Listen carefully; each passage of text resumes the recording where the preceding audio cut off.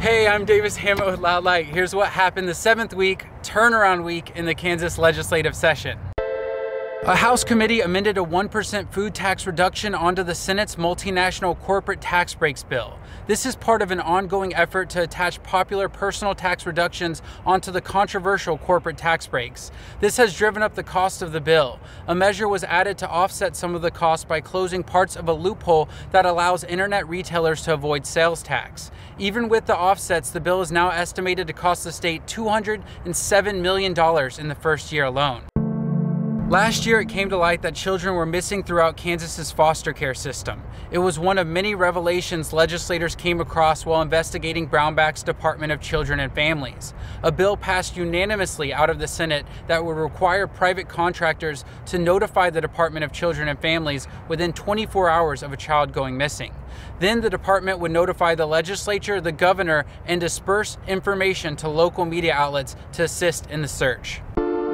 Representative Ken Corbett, who operates a hunting lodge, pushed a bill to allow property owners to resell deer hunting permits to out-of-state hunters. The Secretary of Wildlife and Parks opposes the bill, stating how Kansas had such a system 2 decades ago, and it resulted in poaching and crowding out Kansas hunters. The concern is wealthy out-of-state trophy hunters can drive up the cost to hunt, making it difficult for Kansans who hunt for meat. Proponents argued it would have economic benefits. Currently, Kansas has a lottery system for out-of-state hunters, and over 95% of the time they receive a permit. The bill passed the House by the thinnest margin, getting exactly 63 yes votes. A bill passed the House unanimously that would require the Department of Commerce to make a database of all the economic development incentives it offers. This would include an analysis of the return on investment to help provide some transparency and accountability to the common practice of governments offering millions in incentives to private corporations. Turnaround week usually involves long days and late nights as the legislature rushes to move bills along. Yet this year, the legislature stopped working bills Wednesday afternoon and gave themselves a paid vacation on Thursday before adjourning until next Wednesday.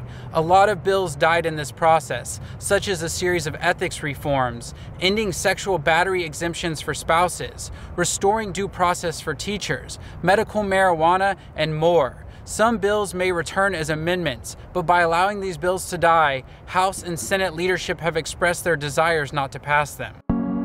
This session has been surprisingly slow and not focused on big issues. House Majority Leader Dan Hawkins told the Associated Press, "All the big stuff is still out there, but, that's what the second half is for." The legislature hasn't passed a school funding bill out of committee, despite the fact that Kansas is in the middle of a constitutional lawsuit over inadequately funding schools. Medicaid expansion hasn't had a hearing, and budget discussions have been slow. All of this has led media outlets to begin asking if this is a do-nothing legislature. Thanks for liking, sharing, and contributing. We're about halfway through the legislative session. Stay tuned, stay engaged, and until next time, thank you so much, Kansas.